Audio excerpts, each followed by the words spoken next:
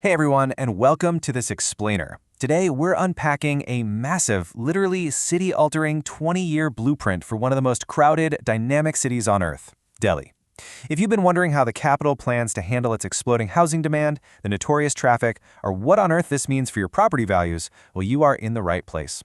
We are going to break down all this dense policy straight from the source material and look at exactly what MPD 2047 means for the future. Okay, let's dive into this. Here is our roadmap for today. We'll start with Delhi's 20-year blueprint, then move to unlocking land for housing, go over the rules and redevelopment, rethink green spaces, hit the reality of property prices, and finally, look at what happens next. So starting with Part 1, Delhi's 20-year blueprint and the evolution of the master plan. The core problem facing Delhi, it's simple math really. You have a booming population colliding head-on with extremely limited developable land. Add in the traffic, pollution pressures, and unauthorized development just sprawling on the urban fringe, and you have a city that desperately needs a structured way to grow. To fix this, the city relies on master plans under the Delhi Development Act. The very first one dropped back in 1962, followed by plans for 2001 and 2021. But notice that 2021 plan. It faced heavy delays and wasn't actually notified until 2007. To avoid falling into that exact same trap, this newly approved MPD 2047 pushes the horizon way out to perfectly align with the national Viksit Bharat 2047 vision. It's a huge leap setting up the capital's growth for the next 2 decades. Before we get too deep in the weeds here, what exactly is a master plan? Think of it as a long-term spatial framework. It literally draws the lines on the map for how a city is allowed to grow when it comes to land use, housing, economic activity, and transit. But keep this in mind. It's a high-level policy. It is absolutely not a magic wand that just approves individual building projects overnight. Moving on to Section 2, unlocking land for housing. We're talking pooling and peripheral growth. With the urban core basically bursting at the seams, the plan aims to intelligently expand the city's edges using something called land pooling. Basically, instead of the government just buying up individual plots, multiple landowners combine their smaller parcels together. Then infrastructure is built on that newly combined land, and a portion of that serviced, highly valuable land is returned right back to the owners. And this brilliantly illustrates how owners teaming up can turn fragmented fields into actual planned neighborhoods with proper space for roads, parks, and schools. It's a real game changer. Which brings us to a massive, critical number in this plan, 70. This represents the 70 peripheral villages that will now fall under a brand new framework called the Green Development Area, or GDA.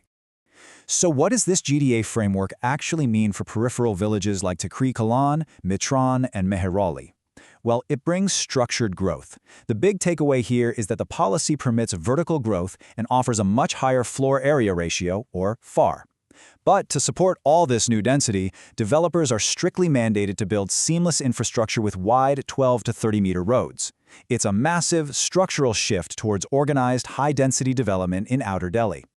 And speaking of Outer Delhi, Narela remains one of the DDA's largest housing areas. To support development out there, the plan puts a renewed, heavy emphasis on transit-oriented development. Specifically, a change of land use has been approved for, well, 19.63 hectares to be exact, in Narela for the Rithalaw-Kundli Metro Corridor Depot expansion. Connecting future housing directly to the city core through robust public transport is an absolute priority here. Section 3. Rules, approvals, and redevelopment. Let's talk about modernizing Old Delhi. All right, so we're expanding the outskirts, but what about the existing, aging neighborhoods? Under the old rules, really only vacant plots had clear redevelopment norms. But under MPD 2047, those 50-year-old, structurally deficient 2-story DDA units are finally granted redevelopment rights perfectly on par with vacant residential plots. This is a huge win for owners who literally just want to rebuild safely. However, a green light to redevelop doesn't mean a free-for-all. So, the crucial point is, the reconstruction is heavily dependent on strict compliance. You're going to need structural safety certifications, fire safety norms, and you have to strictly adhere to the Unified Building Bylaws. Plus, be prepared to open your wallet for conversion charges, betterment levies, and scrutiny fees. Now, there is some good news for builders. The DDA is actively trying to cut through the red tape. By tweaking the building bylaws, separate no-objection certificates, those dreaded NOCs, might no longer be bottlenecked at the exact same stage of approval. The goal here is integrated processing. But time for a quick reality check. This really just speeds up the paperwork. You still have to meet all the underlying environmental, water, and statutory obligations. You absolutely have to play by the rules. Section 4. Rethinking green spaces. The Yamuna floodplain. Okay, this brings us to one of the biggest environmental shifts in the entire plan. Previously, the sensitive 22-kilometer Yamuna floodplain was treated as a single, protected O-zone, where development was essentially banned.